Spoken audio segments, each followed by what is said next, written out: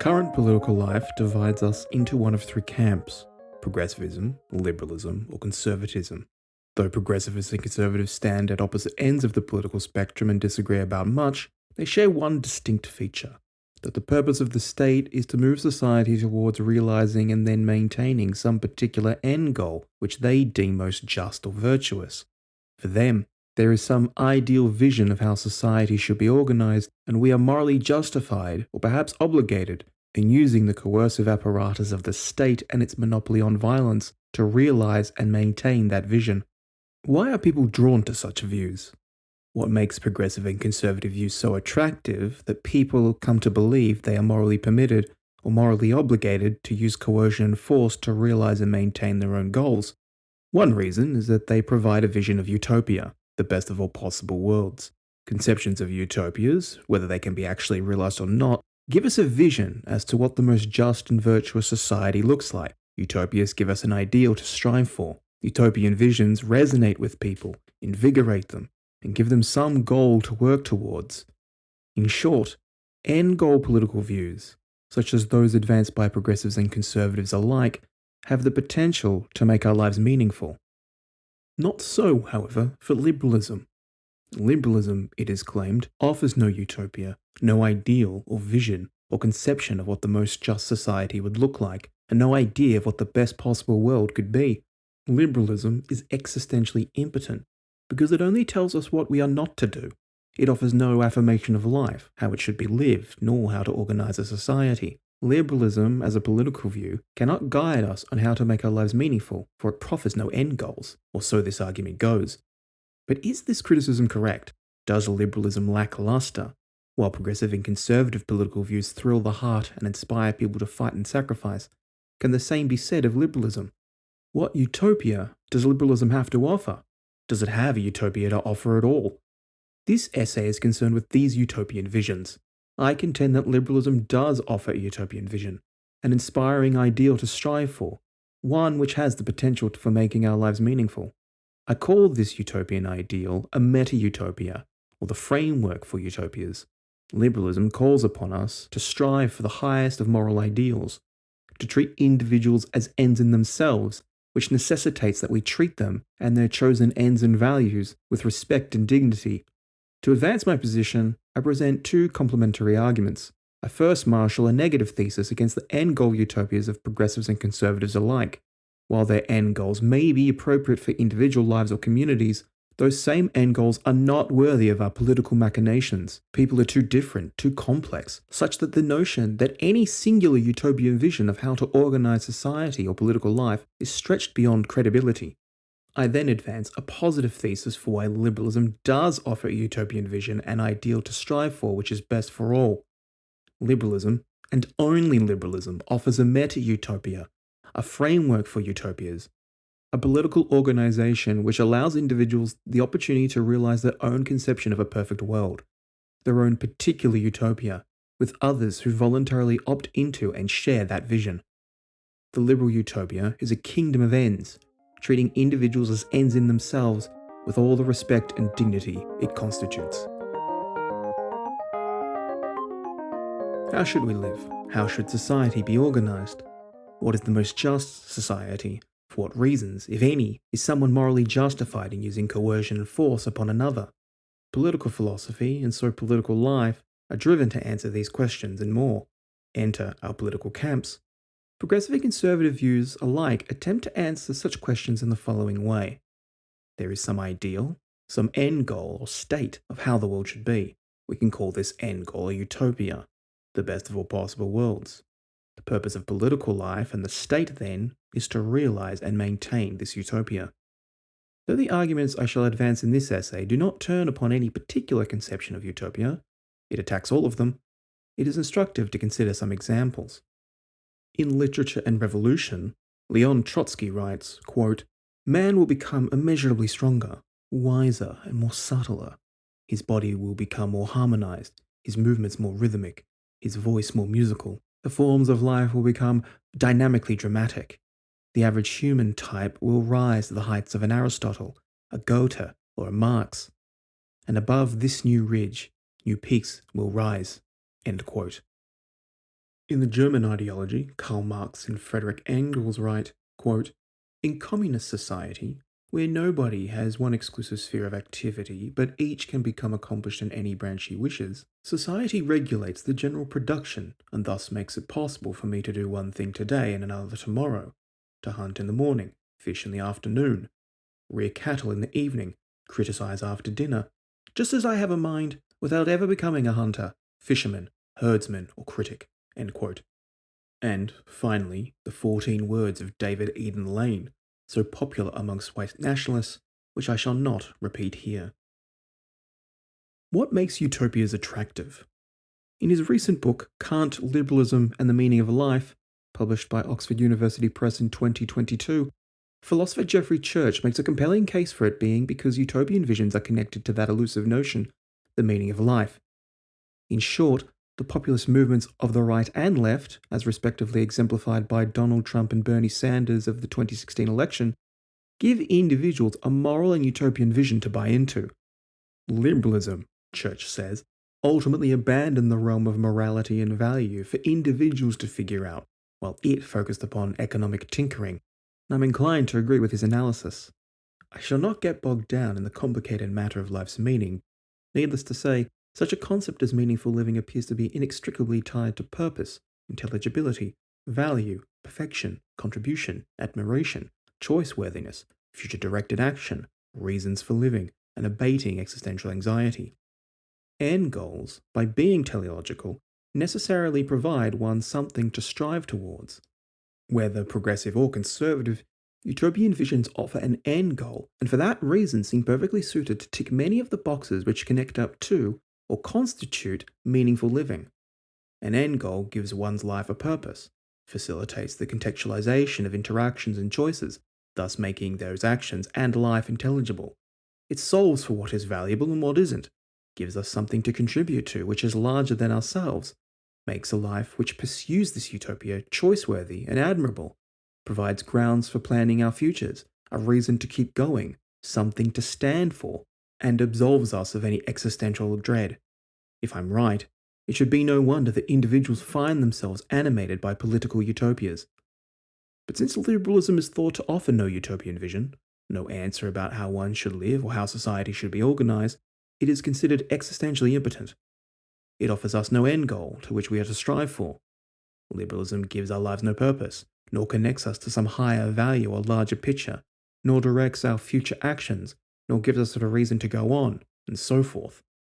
This objection is not just levelled by conservatives and progressives, for even liberals accept this view. Much in the same way apologists for capitalism often concede to their socialist opponent that her utopia is morally superior than our current economic organisation, so too do liberals concede that their political view offers no inspiring vision. Like the capitalist, the liberal simply argues that their position is more pragmatic, that while the utopian visions offered actually are morally better, they're simply impractical. But pragmatism is not a moral reason or justification for why we ought to act this way or that, nor is pragmatism inspiring or just, nor does it give our lives a meaning.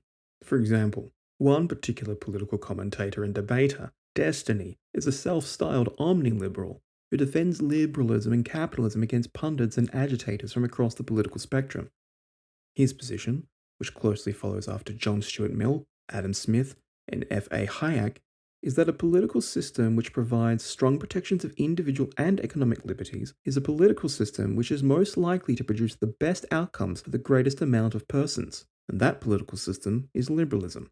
Even in light of his ardent support of liberalism, Destiny is pessimistic about the moral merit and meaningfulness of both the political viewpoint and economic system he champions.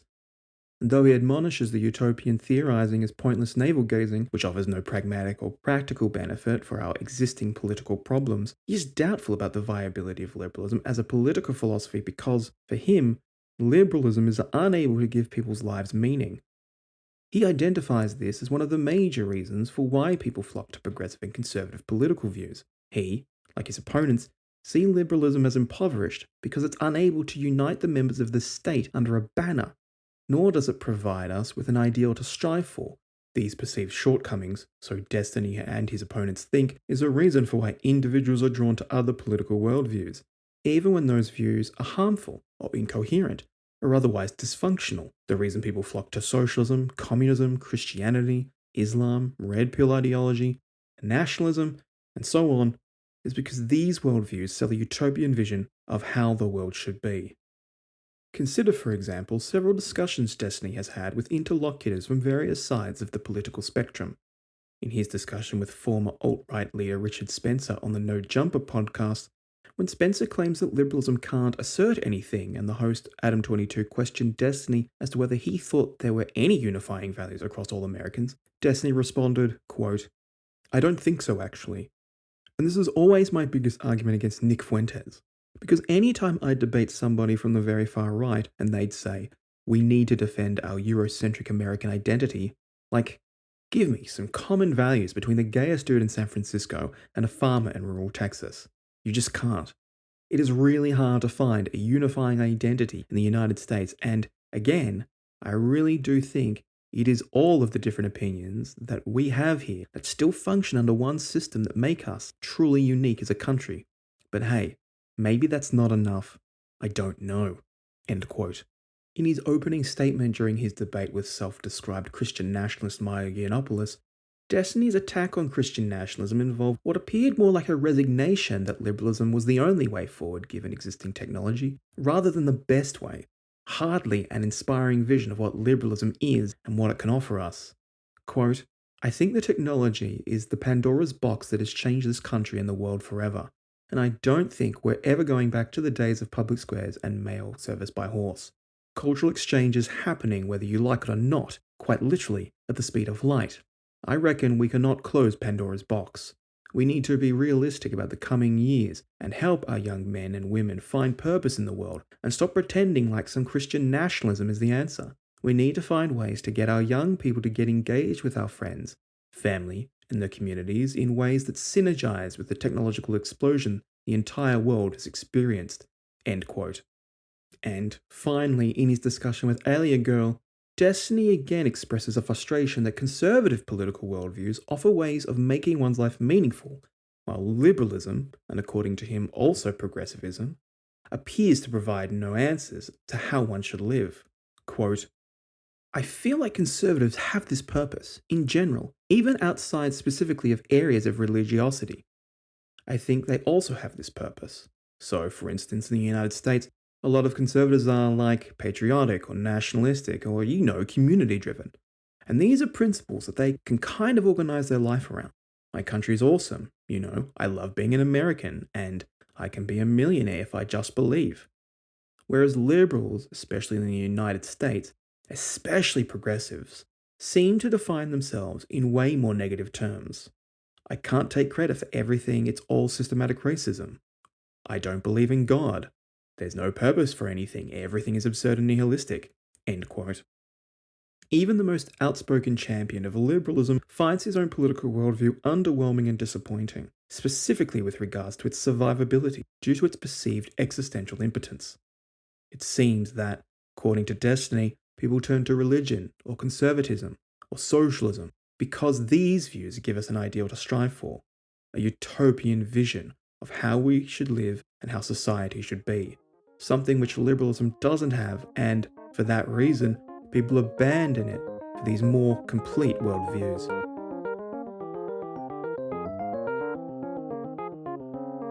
Before constructing a case in favour of the liberal utopia, let us first reject all of the utopias offered up by progressives and conservatives. Let us begin by considering whether a particular conception of utopia is really utopia in its truest sense, that is, the best of all possible worlds. How might we test whether a proposed utopia is the best of all possible worlds? Well, we should begin by asking ourselves who this utopia is even for. Utopia is not just good simpliciter, but good for someone. The natural answer will be best for all, or at least best for the best possible people. Who gets to count as the best people?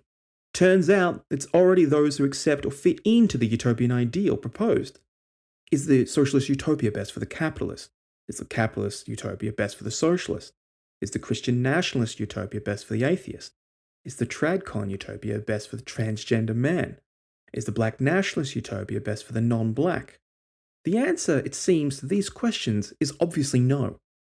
Note then that their putative utopia is no longer utopia in its proper sense. It is no longer the best of all possible worlds, but instead the best possible world for particular types of people, namely, those who already think their utopia is the right one. Progressive and conservative utopian ideals do not take seriously just how different and complex people are. Individuals differ in temperament, interests, abilities, skills, talents, intelligence, aspirations, emotions, desires, dreams, virtues, vices, and so on. Individuals also diverge on values, what they value, how they realize their values, when they value them, how they value them, why they value them. And even when individuals agree about values, they often disagree as to how they are to be weighted against one another. To feel the full weight of this observation, I ask you, the listener, to compile a list of the names of 50 people. They can be living or dead, fictional or real, past or present, famous or obscure, personally known to you or not. They can even be the same person, just at different times of their life.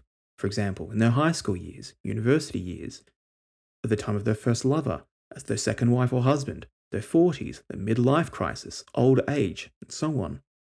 Given there are at least 8 billion people currently living in this planet, 50 names should not be a difficult task. Feel free to pause the video as you write down these names. Once you have that list, ask yourself, is there really one kind of life, one society, one economic arrangement, and so on, which is best for each and every one of the people on your list? It is a tall order to come up with a utopia best suited for an Albert Einstein, and a Kenneth Copeland, and an Antonio Gramsci, and Myron Gaines, and Maimonides, and Elliot Page, and Donald Trump, and Ayn Rand, and Vladimir Lenin. And this is not just the case for those who completely disagree about everything. Even those who share values in kind end up with very different conceptions of what the ideal society is and how political power can be enacted to realize it. This observation is made even starker when we consider how many deep divisions there are between their respective ends of the political spectrum. For progressives, there are socialists, socialist democrats, democratic socialists, anarchists, communists, anarcho-communists, tankies, MAGA communists, Marxists, Marxist-Leninists, Leninists, Marxist-Leninist-Stalinists, Maoists, Trotskyists, Owenists, Gramsciists, and so on.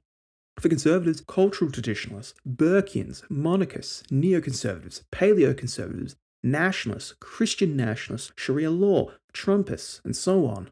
For each family, do all these camps envision identical utopias? Do they agree upon how to order the economy, political structures, or society? Even when these groups might agree about much, their visions are not the same. It seems that the closer in alignment of values groups have, the more vicious they are about those slight divisions. One need only look at the history of either the Christian church or socialism in Europe as evidence for my claim. There is, it seems, no singular one community, or one society, or one set of values, or one weight measurement between values, or one lifestyle, or one economic organization, or one ideal vision, and so on, which will suit everyone. Even before we consider liberalism, we see that the progressive and conservative vision of utopia, to which we must politically strive for, their end goal, fails to even be a utopia. All they give us is a conception of the world which they judge as best and then demand us to fit their vision, and they are more than willing to use coercion and violence to realize their political goals. There are only particular utopian visions which are attractive to, or best suited for, particular individuals with particular inclinations, within particular historical contexts, and under particular circumstances. Utopias might mobilize persons into political action, but they are not worthy of our political aims. Utopian visions are highly dubious. People are too different, too complex, for any one singular vision to be the best of all possible worlds for all of us. Even when people share values and choices and follow the light of reason to the best of their abilities, they can still end up with significantly different conceptions of utopia and thus radically different ideals. Whatever utopian vision someone offers us, we should be highly skeptical as to whether this is something we should come to realize through political power, in essence, coercion and force. In this section, I want to offer a positive thesis in favour of liberalism, the ideal, the utopian vision, an affirmative answer to what the liberal state offers and why we should all work towards realising it as best we can. The liberal state is an inspiring ideal and provides the grounds for making as many lives as meaningful as possible. The liberal utopia is a worthy political ideal and the most appropriate function of the coercive apparatus of the state. The liberal utopia, I contend, is a meta-utopia. It is what Robert Nozick called a framework for utopias. The liberal utopia treats each and every individual as an end in themselves, with rights which cannot be violated, and therefore are accompanied with a dignity they each deserve.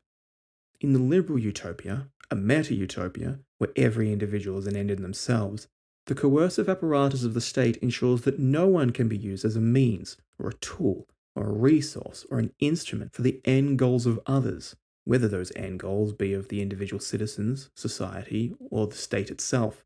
A meta-utopia is the best of all possible worlds because it enables a kingdom of ends. It provides the space for each and every one of us, either as individuals or with whomever we choose, to join or realize our own utopia, in essence, a utopia which best suits us, and bind ourselves to laws, customs, and traditions which we believe are right and just. That is, to shape our lives and character as we see fit. The liberal utopia makes possible many different utopias occupied by the right sorts of people. That is, the people who choose to be part of it. In a meta-utopia, we may let 100 flowers bloom. A meta-utopia is not only the best utopia and an affirmative answer to the accusation of existential impotence, but it is only accessible through liberalism. A meta-utopia is not just inspiring, but also the most morally justified and pragmatic, or so I shall argue.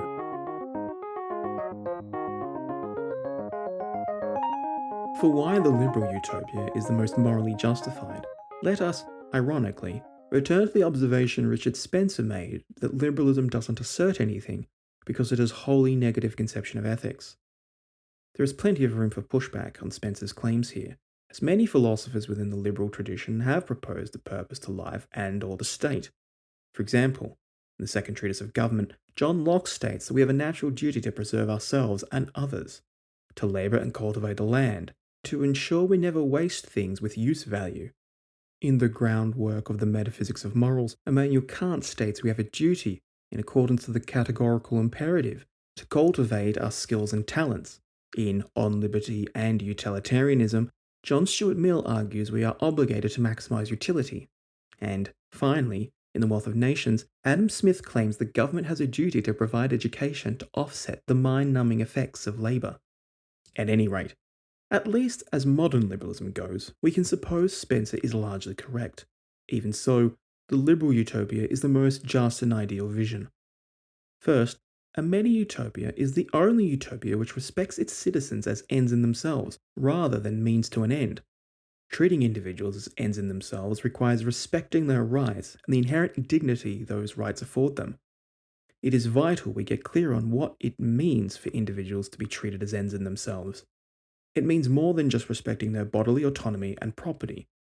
Persons have minds, character, and autonomy, and with those they come to believe certain things about the world and set their own ends as decided by their rational capacities. Respecting individuals as ends in themselves necessitates respecting their choices, what beliefs they take to be true, what things they believe are good, and to shape their lives into what they think is beautiful.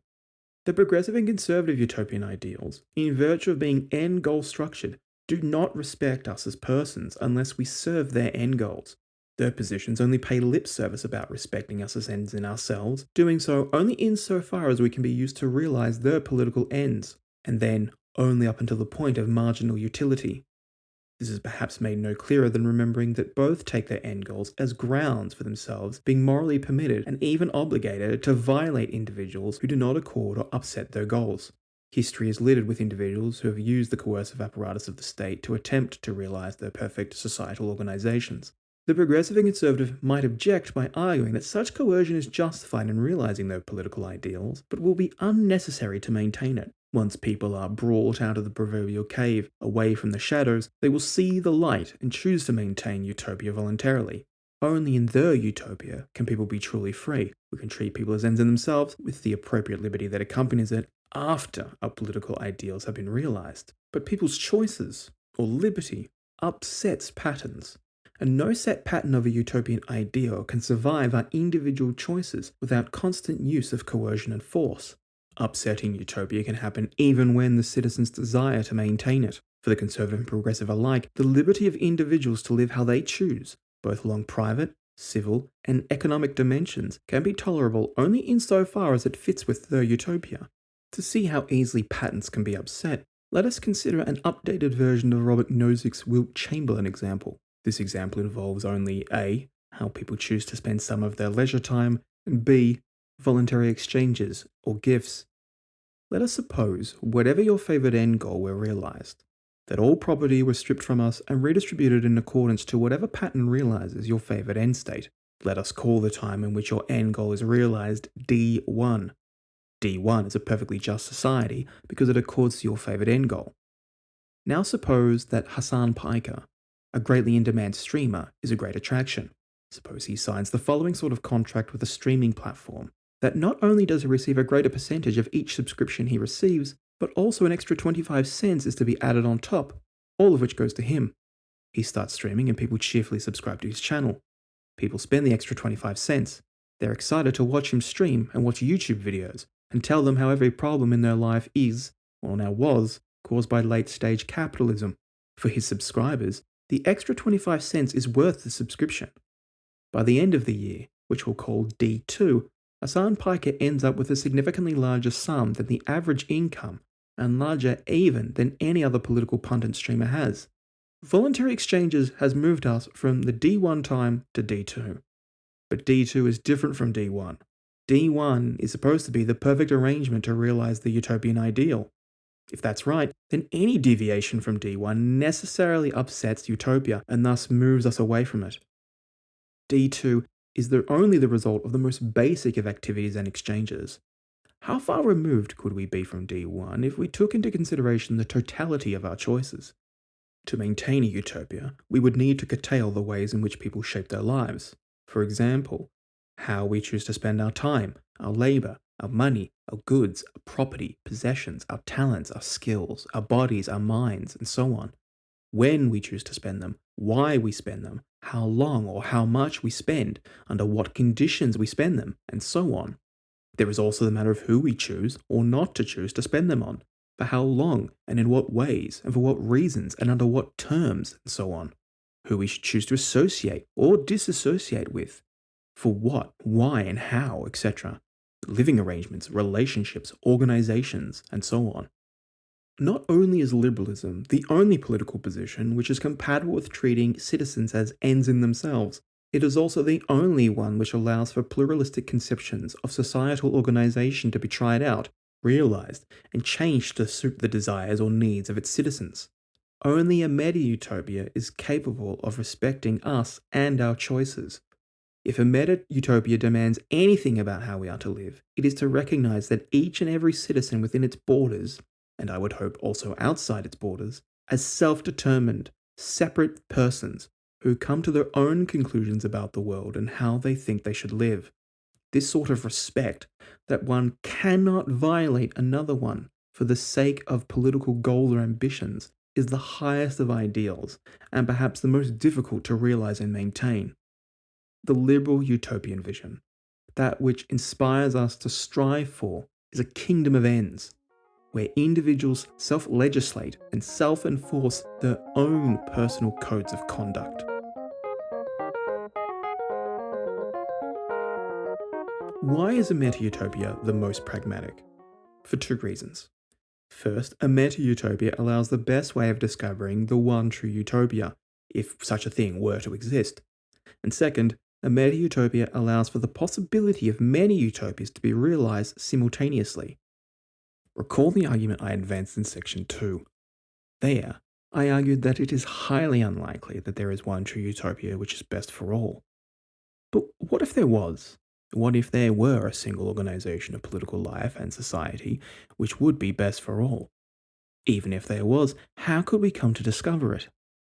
Ever since the Enlightenment, philosophers, political economists, and politicians alike have got into their heads that they can discover utopia by the pure light of reason. Yet it is, I think, highly unlikely that we should ever discover what the best of all possible worlds could look like by way of pure a priori reasoning.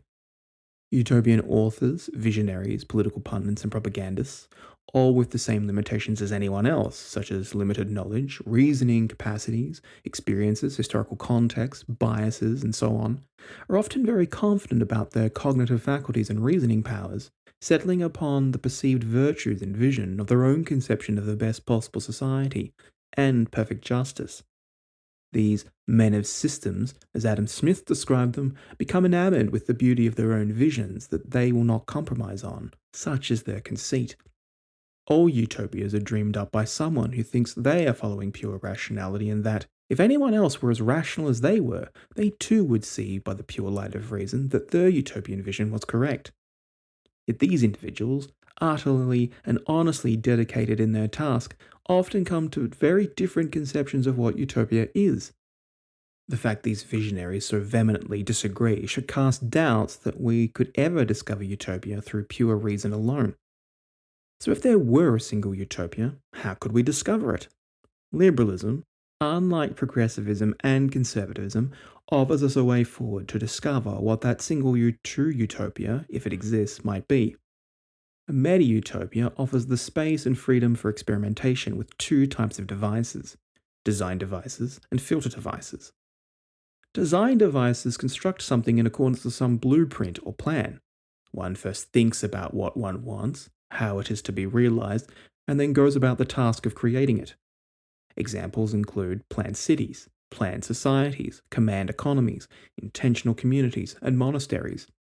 Of course, anyone can design a society, but whether it even works, let alone serves as a one-size-fits-all utopia, is highly dubious.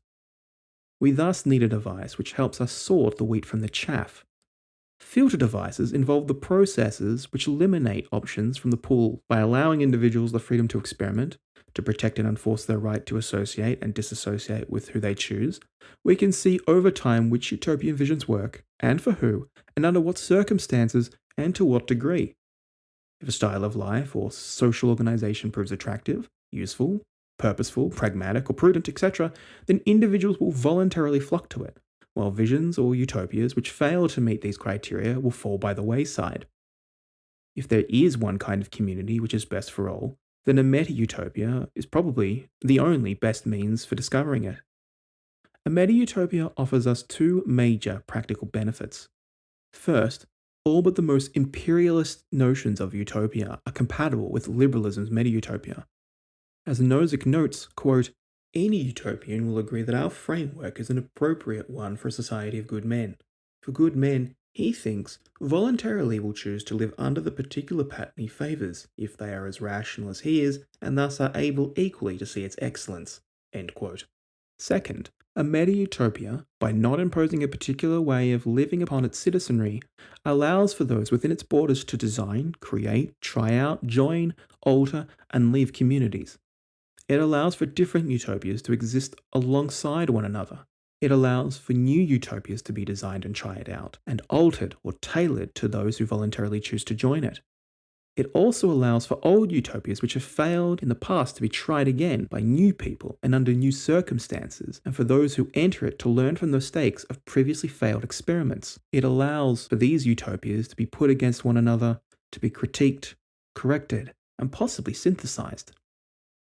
Filter devices are only available under liberalism since, according to this political view, the state's proper function is to protect our rights.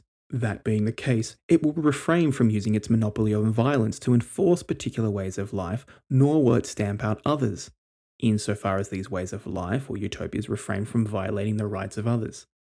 The reason filter devices are not available under progressive or conservatism is because, as I pointed out in section 1, these political views understand the purpose of the state as realizing some particular end goal.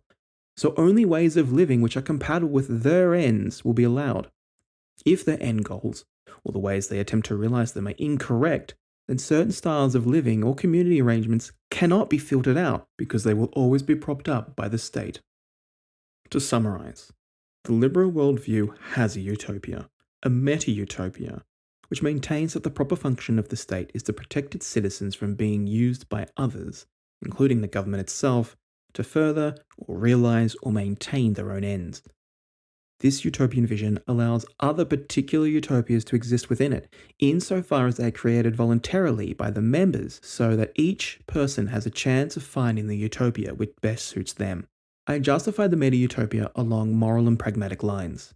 In terms of morality, only a meta-utopia respects its citizens as ends in themselves, as autonomous and self-directed agents, because it does not pose some particular end goal to which the citizens must conform to. Given progressive and conservative political views are driven by realizing some end goal, they cannot respect citizens as ends in themselves, only means to their own ends. In terms of pragmatism, meta-utopia allows for experimentation. Individuals can choose to create, or leave, or maintain, or change whatever community they desire, so long as they do not violate others. This laissez-faire attitude allows utopias to rise and fall insofar as our choices allow, meaning custom and tradition can vanish or be reformed, novel or progressive ideas can be tried out, and once debunked past utopian visions can be tried again under new circumstances. In this way, a meta-utopia allows us the chance to find the one true utopia, if such a thing exists, and if it doesn't, it at least allows us to find the utopia that best suits us.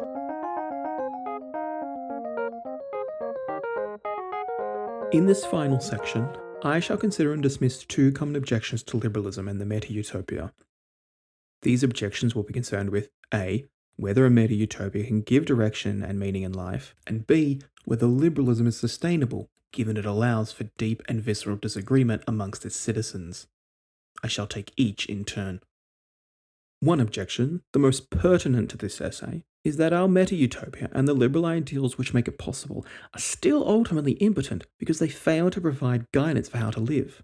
In essence, a meta-utopia doesn't have the capacity to make our lives meaningful. Within a meta-utopia, people still flock to various ends of the political spectrum, such as progressivism and conservatism. With the state respecting our rights to live how we choose, many may be unable to choose, either out of fear or choice paralysis, and thus fall back under the sway of progressive or conservative utopias. Given the US state is the most like the liberal state, we can see people still adopting religion, socialism, tradition, custom, and so on. A meta-utopia itself seems to provide no meaning to our lives, only other views do. There are two ways of responding to this objection. First, the liberal utopia does provide grounds for making one's life meaningful. The liberal utopia asking that our political aspirations be that force never be used to further the interests or goals of others at the expense of others is an exceedingly high moral demand. It asks us to treat all others, regardless of whatever disagreement we have with them, for example, how to live, what is good or bad, what is true, and so on, as ends in themselves, never to coerce or force them to act or believe or value things other than they have rationally concluded. Treating others as inviolable means we must look upon them and their life as creative stories and expressions of self to the highest degree. It asks us to make something of ourselves, find others, if we choose to, who share our vision and work together in a mutually advantageous way, and allow others to do the same in whatever way they desire, insofar as their views don't treat others as a means to their ends. There is not just something beautiful about this idea, but also something sublime, in the Kantian sense, to be observed in such lives. That in the face of such overwhelming confusion of facts and values, that individuals can, with their irrational cognitive capacities, overcome the seemingly intractable problem of answering how one should live together, how one should shape one's community, and shape the story of one's own life.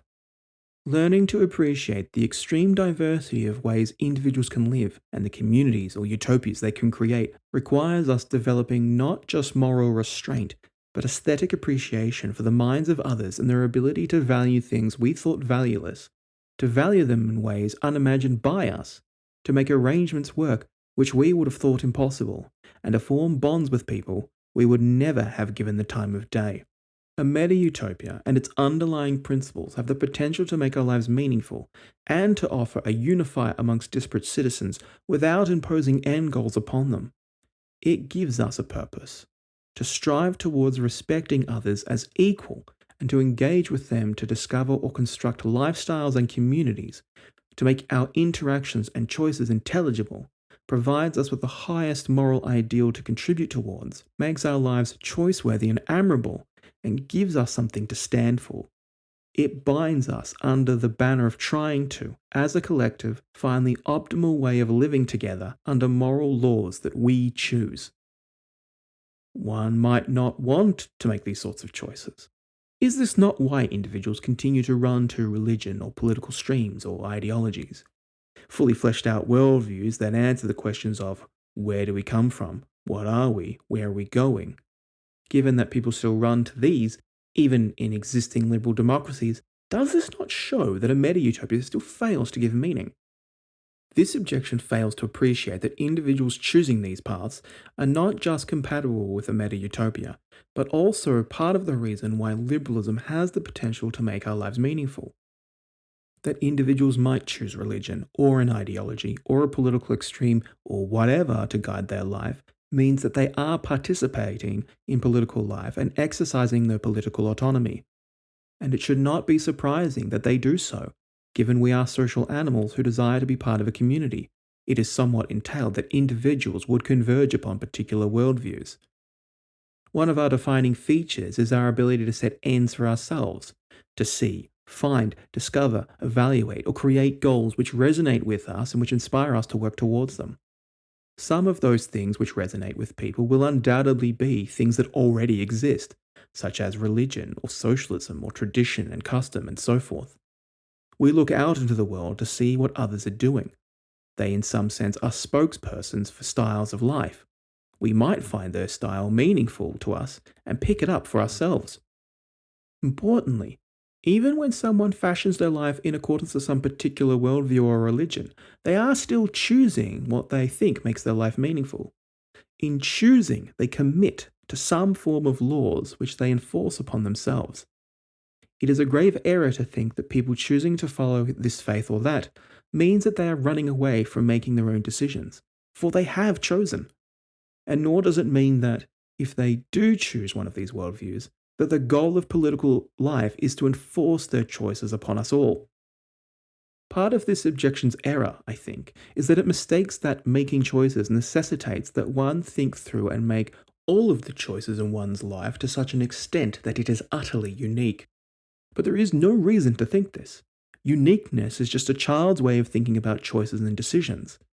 Nor should we think that making all of our choices requires acting and thinking without constraints.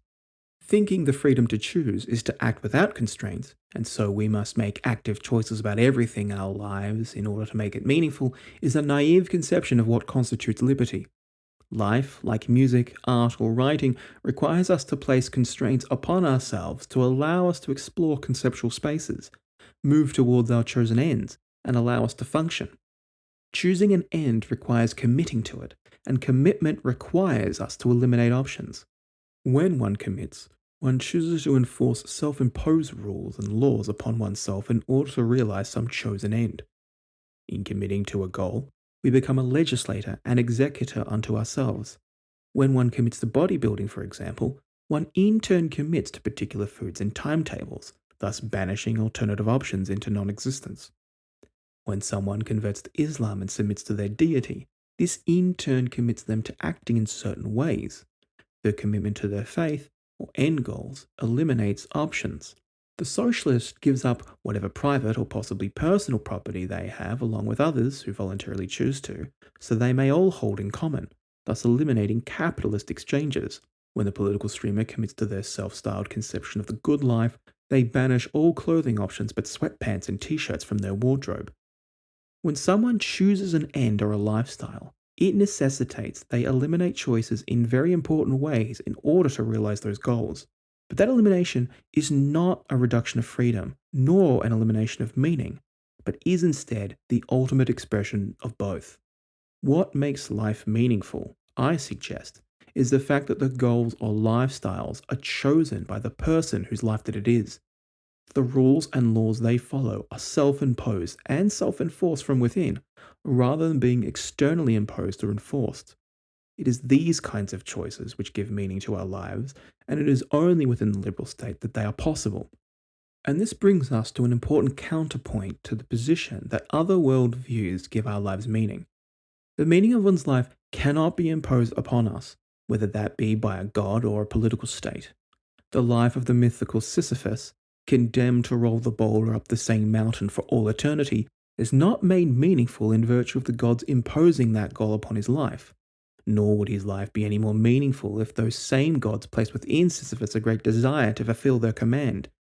Nor would his life be meaningful if the gods compelled his body to enact their command against his own will, leaving his mind trapped forever inside his body, which is no longer his own. Indeed, being commanded to live a particular way, or to fulfill a particular goal, or to be brainwashed or manipulated into it, or to be compelled against one's will to do it, appears to be the very same reasons for thinking Sisyphus's life is utterly meaningless. Progressive and conservative worldview makes us like Sisyphus. These end goals, when taken up as political ideals to be enforced by the apparatus of the state, rob our lives of meaning. They make our lives meaningless. It turns out those who think liberalism is existentially impotent, while other political views aren't, has the order backwards. It is not the progressive or conservative end goals which can make our lives meaningful. Rather, it is we who make their ends meaningful. We make those end goals meaningful by choosing and adopting them as our own ends. We will them, in some sense, into normative significance through the express power of our volition. Such willing can only be done under liberalism. Only the liberal utopian ideal, a meta-utopia, can citizens truly live meaningful lives. Another objection is that liberalism and its utopian vision is unsustainable because with differing conceptions of the good life, people will inevitably come to blows. We see this now even in the non-ideal, where Christians, Muslims, nationalists, progressives, socialists, and so on see the other's worldview as inherently evil, and thus forfeit whatever rights they might have. Coming to different beliefs about truth, beauty, goodness will lead to violence, and so the diversity of opinion and lifestyles is unsustainable. To ensure our survival, a pattern must be imposed from the top down. Diversity, according to this objection, is not a strength but a weakness. It divides us rather than unites us. And what is united, so the objector continues, cannot stand. The state's purpose, then, is to ensure citizens do unite so that they will stand. First, there is no reason to think that just because some end goal or purpose is imposed and enforced by the state upon its citizens, it will make them any more united than they otherwise would have been. Threatening, coercing, lying, or intimidating a romantic interest into marriage does not make them united with the intimidator. Even state nations that attempt to impose end goals and values upon their citizens fail to produce the desired results. Their population is hardly any more united in a joint and shared vision than any liberal democracy. These citizens really were united in a common cause, and state coercion wouldn't have been necessary in the first place. Instead, what we witness is violence enacted against the state by those who rebel against their ends. So the alternative is no better at accomplishing a united citizenry as the liberal state. Second, should we not expect such visceral disagreements between individuals who are free to come to their own conclusions about truth, beauty, and justice? Is it not a sign of a healthy and free society that such disagreements occur? Liberty, as we have already noted, upsets patterns. The natural consequence of treating individuals as ends in themselves is to invite a level of chaos and unpredictability into our lives. The experiment of many individuals working to find their particular utopia they consider best for them will be a messy, vicious, confusing affair, bursting full with the passion of people who take their lives, values, and ideas seriously. And treating something seriously means treating it as sacrosanct. In essence, objects of such importance to us that any criticism is an affront to all that is holy. For even the non-religious are not immune to this effect. For example, consider how some people treat their job, or their car, or their partner, or their hobbies, or the political worldview, or even the gaming consoles. A meta-utopian vision, unlike its progressive and conservative counterparts, is not stagnant. It is a living ecosystem of individuals coming to their own decisions about what is true and good. A progressive and conservative ideal world is one designed by someone with limited knowledge and imagination, and through coercion compels its citizens to not dream or envision improvements. As John Stuart Mill argues in On Liberty, protecting the rights of individuals, that is, protecting their freedom of expression both in terms of their ideas and actions, is a necessary requirement for human flourishing. Customs, traditions, and end goals imposed upon us by the state deaden us and rob our lives of meaning. Mill writes, quote, It is not by wearing down into uniformity all that is individual in themselves, but by cultivating it and calling it forth, within the limits imposed by the rights and interests of others, that human beings become a noble and beautiful object of contemplation. And as the works partake the character of those who do them, by the same process human life also becomes rich, diversified, and animating. Each person becomes more valuable to himself and is therefore capable of being more valuable to others. There is a great fullness of life about his own existence, and when there is more life in the units, there is more in the mass which is composed of them. End quote. To cultivate our character, flourish, and contribute to society, we must be given the opportunity to not just think for ourselves, but to challenge and be challenged by those who disagree with us. Given the diversity of individuals, that is, how different and complex they are, it should come as no surprise that there is division among citizens. But this is exactly what we should expect. Indeed, it is what we should want. And it is arguably the case that personal flourishing is only possible through struggling to defend one's own ideas in the shared public space of political life. So this seeming weakness of liberalism, that people have deep disagreements, does not count in favour of its unfeasibility, but rather as a strength. Life is messy, experiments fail, and people disagree, traditions and customs change, lifestyles rise and fall, and conjoint interests of citizens ebb and flow.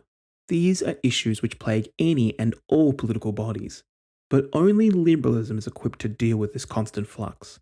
A meta-utopia counts it as a feature rather than a bug. Deep disagreement shows us people are taking their lives and their values and their communities and their political autonomy seriously, shaping them and attempting to fashion their own utopian vision and find or persuade others to join them. Liberalism, the political view which maintains that the proper function of the state is to enforce our civic, personal, and economic liberties, has its own ideal utopia, a meta-utopia. This meta-utopia serves as a framework for realizing particular utopian ideals which are best suited for those particular persons who fix them as their personal end goals. Liberalism and the meta-utopia calls us to meet the highest of moral standings, to respect each and every individual as an end in themselves, in essence, as individuals with the same rights as anyone else, with the dignity it constitutes, who are capable of making up their own minds about what is true, what is good, what is beautiful, and thus able to set their own ends and goals. Respecting individuals means respecting their beliefs and choices, no matter how repugnant or vicious we might find them, up to the point before they attempt to violate the rights of others. Respecting them means not using coercion or violence to compel them to think or act otherwise. A meta-utopia is only accessible through liberalism because progressive and conservative worldviews see us as valuable only insofar as we fit their utopias. They do not respect their citizens. They see them only as means to their own ends. Liberalism is the only political viewpoint which can enable our lives to be meaningful, because it is only liberalism that we can choose and adopt what values or goals and lifestyles we will have, rather than having them forced upon us. The utopian visions of the progressive and conservative rob our lives of meaning. It is we who make their visions meaningful and not the other way around. A meta-utopia resists the assertion that the purpose of political life is to realize and maintain some perfect end goal. But life, as I have said, is not stagnant. Like the flower or butterfly, beauty cannot be preserved by killing it, crushing it down, and flattening it to keep it isolated behind glass in some museum to be appreciated from afar by a disinterested eye. The beauty and meaning of our political life and human flourishing is an ongoing affair, with all the messiness, tension, and confusion that comes with it as people change their minds, as old players leave the stage and new ones take their place. Only within liberalism can individuals autonomously engage in political life, to experiment, engage in spontaneity, surprise themselves, learn from others, teach others, find what sounds best for them, and who they want to be with. It is these activities which give our lives meaning, and their full realization can only be found in the liberals' meta-utopia.